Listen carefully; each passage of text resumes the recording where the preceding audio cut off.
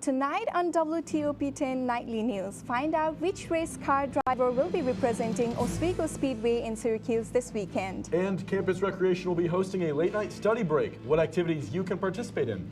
Plus, the big weekend for Laker hockey fans when you can watch the puck drop. WTOP-10 Nightly News starts now.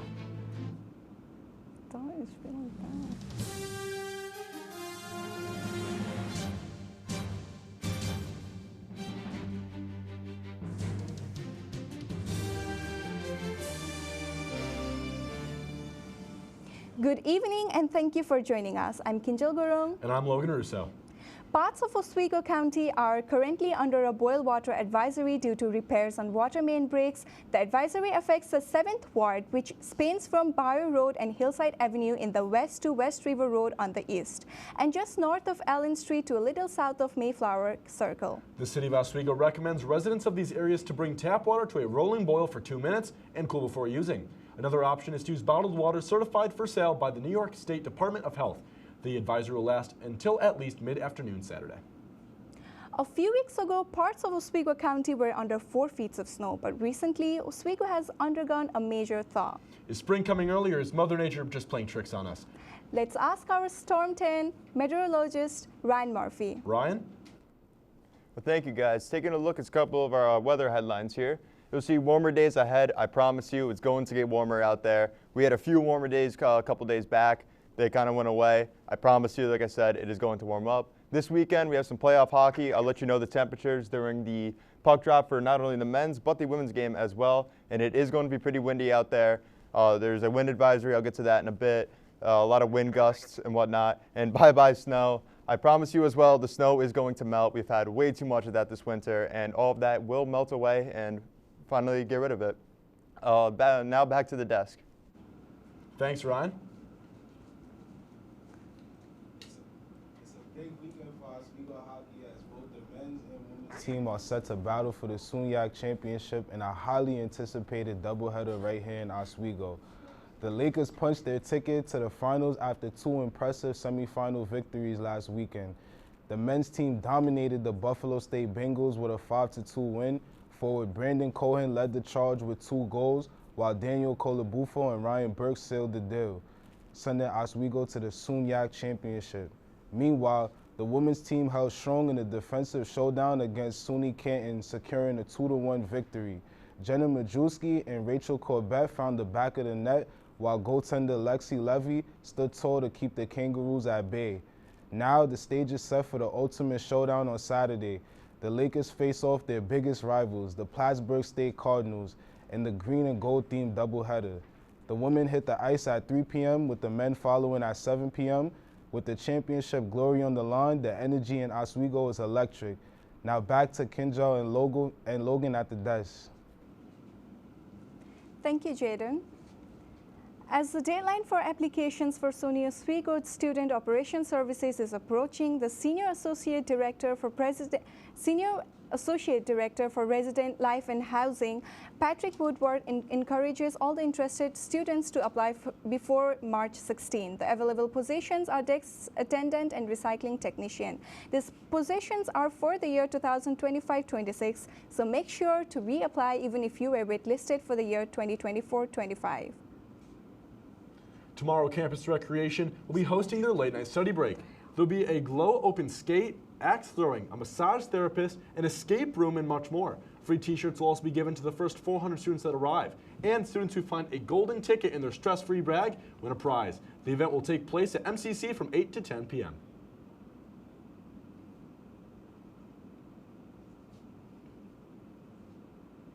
The 62nd Annual Student Exhibition at SUNY Oswego is all set to start tomorrow till April 6 in the Tyler Art Gallery. The exhibition features paintings, drawings, sculpture, digital artworks, animation, and many more from the creative minds at SUNY Oswego. The opening exhibition tomorrow is free and open to everyone. The event starts from 5 p.m. till 7 p.m. and the student artist prizes and awards will be announced at 5:30 p.m. The Oswego County Historical Society and Robert Berkeley Physical Therapy are hosting a screening of The Princess Bride for the retro movie night at the Oswego Cinema 7. Moviegoers are encouraged to dress in costume for the screenings, and all proceeds go towards the Oswego County Historical Society.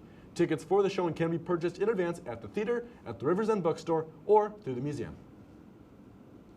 Racing season is quickly speeding around the corner. Reporter Luke Baker brings us details about some upcoming events. Thanks, guys. The 36th annual Syracuse Motorsports Expo will feature the return of Oswego Speedway. Representing the racetrack will be the beautiful number 22 super modified race car driven by Mike Bruce.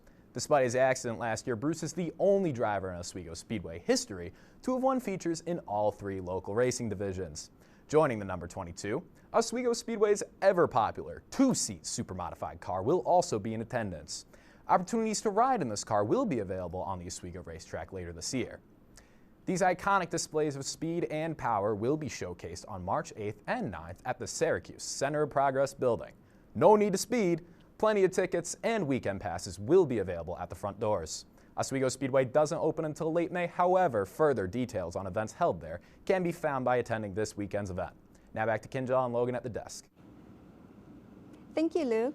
Grease is the word at Mexico High School as performances of the rendition of the musical Grease start tonight and continue through Friday and Saturday. Directed by Laura Washburn, Grease follows the story of Sandy and Danny as they navigate their high school friend group while falling in love. Following tonight's showing, there will be 2 more shows tomorrow and Saturday, both starting at 7 p.m. Tickets are available at the door and by seeing any Grease cast member. We are just 2 days away from the 10th annual Run Out Autism 5K. The event is closing on 300 participants, which would be the first time in the race's history that this milestone would be achieved. The race will start at 9 a.m. in front of Press Box. If you missed online registration, you still can get on the action because there will be an open registration at the event. Still ahead tonight, how the tariffs on Canada and Mexico are affecting U.S.-made alcohol companies. Plus, an update on the Pope's after episodes of acute respiratory failure on Monday. Class of 76, yes, way back in 76. Back when the earth was cooling. You're watching WTOP.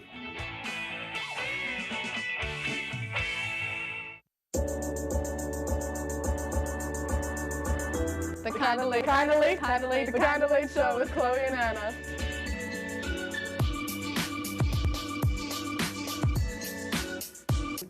Like licorice, Twizzlers, absolutely nasty. The thought of turkey is just nauseating. I think you're wrong, is what I think. You think I'm wrong a lot of times. I do think you're wrong a lot. When you look at the number of disasters in the U.S., chances are every area will deal with some kind of emergency in the next decade. And between school, sports, and social lives, chances are you won't be with your kids when it happens. Will they know what to do? Ready.gov/kids has the educational tools and information to make the conversation easy. When the time comes, chances are they'll feel prepared, not scared. So talk with your family today.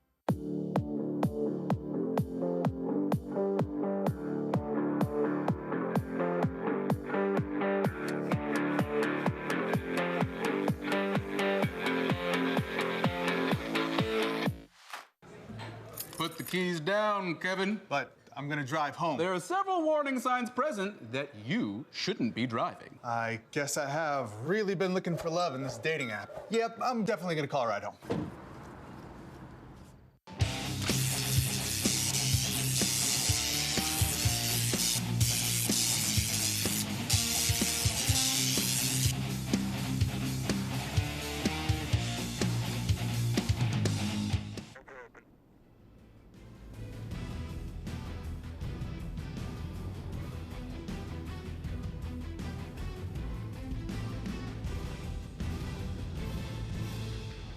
And welcome back to WTOP-10. I'm meteorologist Ryan Murphy with your local weather forecast. Now we're going to start off taking a look at a wind advisory that we have going on right now in our area. It actually goes around through all the areas, counties around us. This wind advisory is going to go all throughout the night and it will expire at 4 a.m. But that will not stop the wind tomorrow. The wind tomorrow still will be very bad. To put this wind into perspective, your trash cans are going to end up in your neighbor's yard. The wind is bad enough for it to do that. So if you have any loose trash outside, whatnot, you might want to lock it down, put it in a spot where the wind won't get to it. I'm sure it'll make your neighbors happy. I know I wouldn't be happy if my neighbor's garbage blew into my yard. Now looking at our current conditions outside, you'll see it is cooler, 29 degrees. It's not like how it's been over the past few days where it's been nice and warm. I guess it pulled the John Cena and went heel. And taking a look at our current temperatures all across the state, you'll see it's fairly consistent for the most part. It's a cooler 20 degrees in our area and 30s and whatnot throughout the state. And looking at our live satellite radar through the state as well, you can see there's no precipitation, no snow, no rain, nothing like that over any of our areas, just some cloudy skies, whatnot, and those will continue to roll on in throughout the weekend and whatnot. Now, this weekend, we have two hockey games, the men's and the women's hockey SUNYAC championship games. Now, if you're going to the women's game, which the puck drop is at 3 p.m., it'll be 29 degrees, mostly cloudy for the most part. And then if you're going to the men's game at 7 p.m., it'll be a little bit warmer, 31 degrees, but it will be very windy. So if you're going, you might want to grab a windbreaker, a jacket or whatnot. It is a hockey game. Hockey games are cold. Now taking a look at our futurecast here, you'll see going into Friday evening, actually tomorrow evening I should say, you'll see we'll have clearer skies, not too much snow, nothing like that. And some clouds will roll on in and we'll get a couple snow showers throughout the night into early Saturday morning. Now looking at puck drop for the women's game, you'll see not a cloud in the sky, no snow, no rain, nothing like that. And for the men's game here, same thing, not too cloudy, nice and clear, which is perfect for that. And a couple snow showers will roll on in after the game through Sunday night into Sunday morning, and it'll stay consistently like that throughout the day. Now looking at tonight, it'll be a cool 29 degrees. There'll be a couple snow showers here and there. Like I mentioned earlier, the wind is going to be pretty bad. Their wind gusts will be up to 48 miles an hour, so you might want to watch out for that. Now going into tomorrow, tomorrow we'll hit a high of 35 degrees. There's a couple chances of a few snow showers here and there. Honestly, it isn't much of a concern, but it will be mostly cloudy, and like I said earlier, those winds are going to be very bad, so keep that in mind. Now taking a look at our 7-day forecast here, you'll see temperatures will decrease, but they will increase again later into the week, and we'll get nice warmer conditions. The sun will come back out, but keep in mind that the nights will be cooler. That's all I have for my forecast. Back to you guys at the desk. Thanks, Ron. In state news, some roads in New York have been closed due to flooding. In Manlius Central Road from Clements to Minoa Road has closed according to the police. But in a drive between DeWitt Highway Department, the State Department of Transportation has closed due to flooding in DeWitt. And in Creekland, Route 5 is shut down from Limberlost Road to Route 5 and Route 233. Major retail chain known for selling car parts is closing 700 stores nationwide, including 7 in New York. Advanced Auto Parts announced that they are closing approximately 500 corporate stores in 200 independent locations. A full list of store closings has not been announced yet, but shops in Buffalo and Rochester have already closed. Advanced Auto Parts says this is a part of a restructuring plan that was first announced in November. On Tuesday, President Trump imposed 25% tariffs on imports from Canada and Mexico. But today he announced a 1-month suspension of tariffs on most of the imports from Canada and Mexico. Ivan Rodriguez breaks down the back and forth of the administration's economic plan. Implementing sweeping new tariffs Tuesday, President Donald Trump is hitting pause, announcing the 25% tariff on most products from Mexico will now be delayed. Ontario Premier Doug Ford lambasting the administration over the economic tit-for-tat. What a mess President Trump has created here. The only thing certain on these 30 days is uncertainty. It's a significant development on the president's signature economic plan, which economists warned would raise prices for American consumers. We import a lot of our fruit and vegetables from Canada and Mexico. That next trip to the supermarket's going to be a whole lot more uncomfortable. The cost of producing cars, too, throughout North America could jump anywhere from $3,500 to $12,000, according to an analysis from the Anderson Economic Group. For some in the auto industry, the pause brings a momentary sigh of relief. The administration's goals are admirable. We can't turn them on a dime and build a $4 billion facility, assembly plant in the United States in a couple of weeks. Still, the new 20% tariff on Chinese imports remains in place, and the uncertainty over a trade war brewing on both borders brings fear that the American economic engine could stall. What you're also seeing then is very sharp declines in consumer and business confidence. That in itself would cause economic harm. In Atlanta, I'm Ivan Rodriguez. After speaking to Ford, General Motors, and Stellantis, Trump agreed to suspend the tariffs to ensure America's big three automakers aren't harmed financially. The White House press secretary says automakers should use the next month to work towards the president's goal of bringing auto production back to the U.S. Speaking of the tariffs, since the Trump administration implemented 25% tariffs on Canadian imports, it has changed the way people drink on the north border. Several provinces in Canada have taken U.S.-made beer, wine, and alcohol off their shelves, encouraging consumers to purchase Canadian-made drinks. The Distilled Spirits of Council and the United States says these tariffs will cause financial problems for U.S. companies and its workforce. Despite several episodes of acute respiratory failures on Monday, Pope Francis is still stable and continuing his work while in the hospital. The 88-year-old pontiff has been battling a double pneumonia since entering a Rome hospital in mid-February. The Vatican says it does not expect to issue any more updates on the Pope's health until Saturday.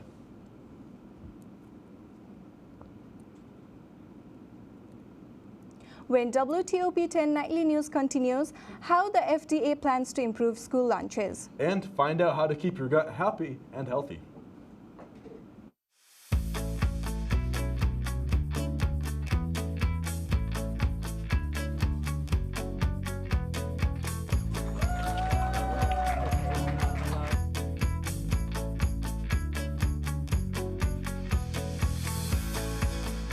Jill told me it was Kitty from Glee. Yeah, what is it? It's Al Roker.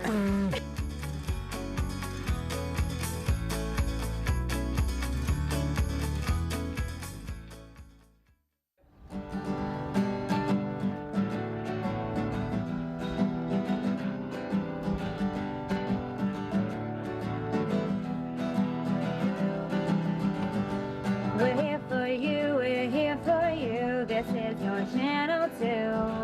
With sports and news and what to do, we're here for you. It's your TV, you're watching WTOP.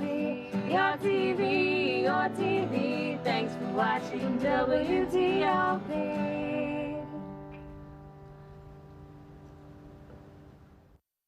What's going on? Yeah, we go on at like 11:30. It's like No. What do you mean no? It's 10:30. 10:30? Yeah, it's 10:30. What do you mean it's 10:30? Hey, don't touch that. That's my ladder. Hey, man. Whoa. You know this book was already discounted 10%? Wow. Wow. Get a close up of that one. Matthew, Look at that. Can we go back inside? I want to sleep in the studio again.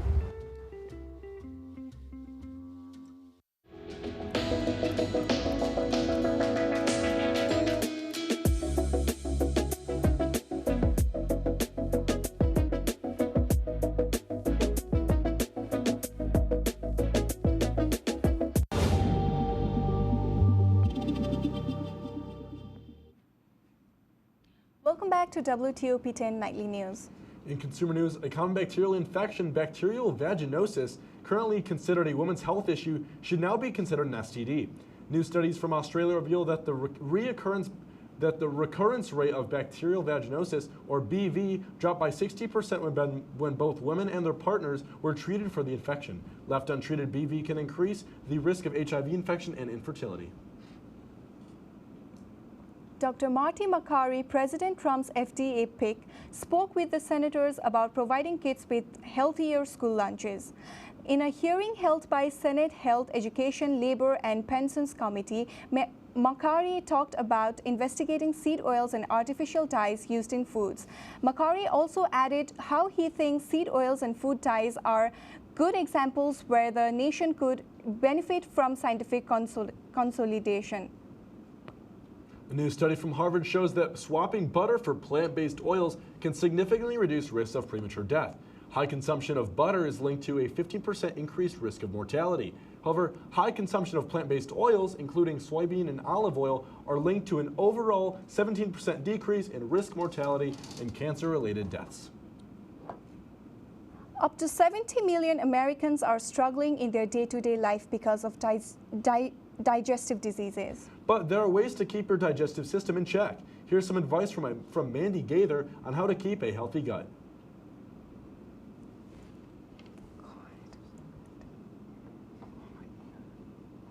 Metabolism and immunity. When gut health is good, our overall health is also generally good as well. Gail Cresci with Cleveland Clinic says many factors affect the gut microbiome, but one of the biggest drivers, your diet. What the gut microbiome prefers to eat are things that we, as the host, we can't digest. And so these are things like different dietary fibers. That includes fresh fruits and veggies, whole grains, legumes or dried beans, nuts and seeds, and fermented foods like yogurt. All help gut health, but other foods can hurt it, including foods that are highly processed, are high in fat and sugar, and low in fiber. Cresci says to avoid those foods. If we eat foods that the healthy bacteria don't like, it's going to shift in its composition to more of an unhealthy balance. Cresci says having a healthy lifestyle also promotes gut health. That includes getting good, adequate sleep,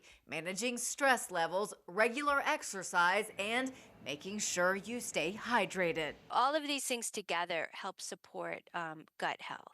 For Health Minute, I'm Mandy Gaither. Some other tips from health officials include eating slower and eating smaller meals. And limiting how much you eat after dark. Now for our sports report, we have Rob Fingers. Rob, what can you tell us? Thanks, guys. Well, after the Four Nations tournament enthralled viewers worldwide, the NHL has been getting back on the horse, and the wildcard races are close as ever. Notably, the New Jersey Devils just lost their star forward Jack Hughes to a season-ending surgery, and as such may be taking a tumble down the order. Meanwhile, teams like the Montreal Canadiens have been doing nothing but winning since returning. They themselves currently on a 5-game win streak, with the trade deadline also soon approaching. Teams like the New York Rangers are making crucial moves in hopes that they can nullify the effects of their middling season so far. It's all still to play for, and only 5 points separate 1st and 7th in the wildcard race. The NHL is certainly the league to be watching right now. But for now, we'll toss it to break, but keep it here because Mike Neckers is coming up next with all you need to know for sports. You're watching Nightly News right here on WTOP-10.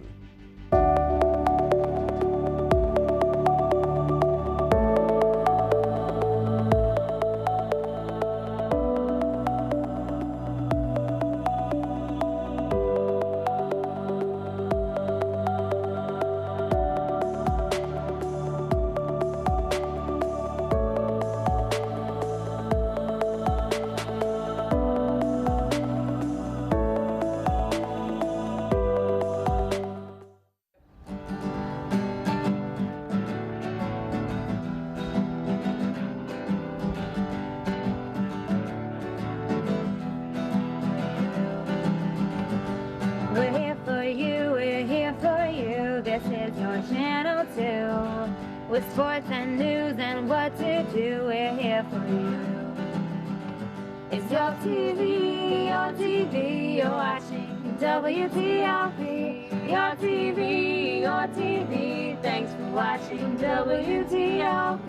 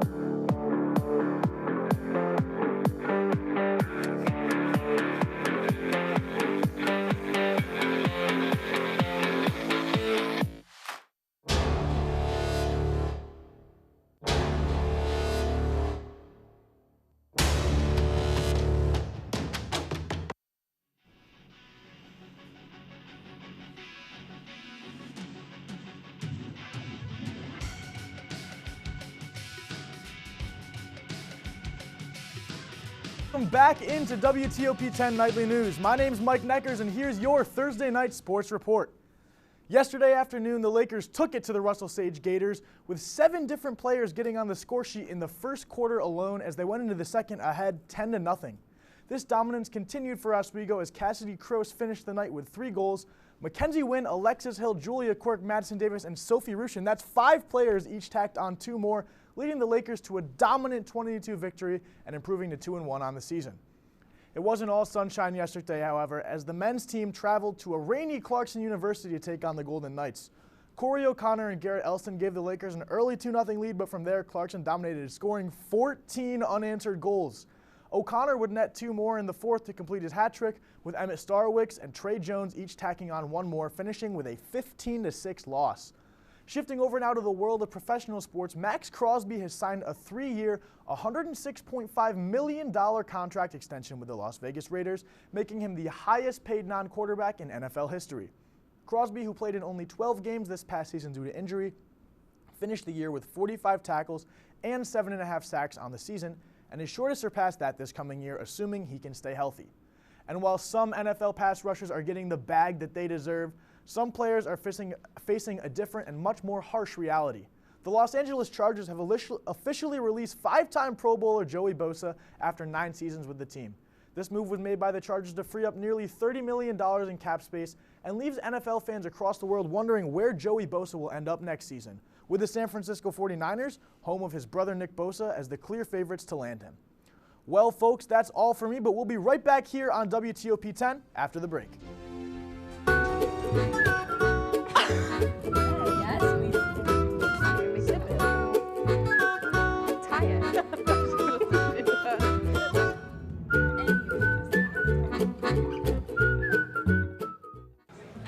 Put the keys down, Kevin. But I'm gonna drive home. There are several warning signs present that you shouldn't be driving. I guess I have really been looking for love in this dating app. Yep, I'm definitely gonna call a ride home.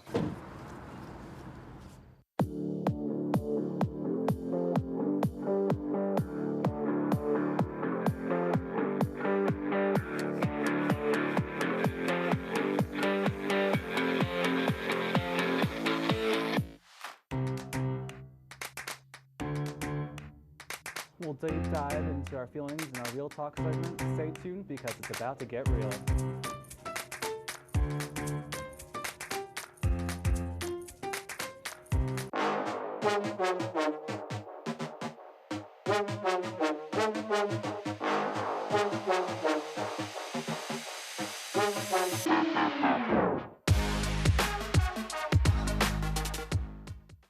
What's going on? Yeah, dude, we go on at like 11:30. It's like No. What do you mean no? It's 10:30. 10:30? Matt, it's 10:30. What do you mean it's 10:30? Hey, don't touch that. That's my ladder. Hey, man. Whoa.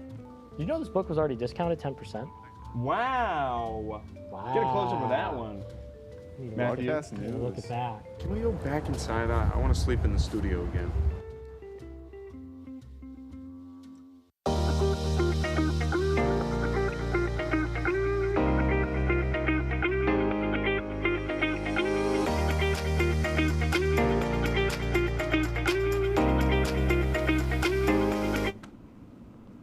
Hi everyone, this is WTOP-10 Nightly News. Welcome back after that short commercial break. So, have you guys ever saw a weirdly shaped Cheeto but still ate it?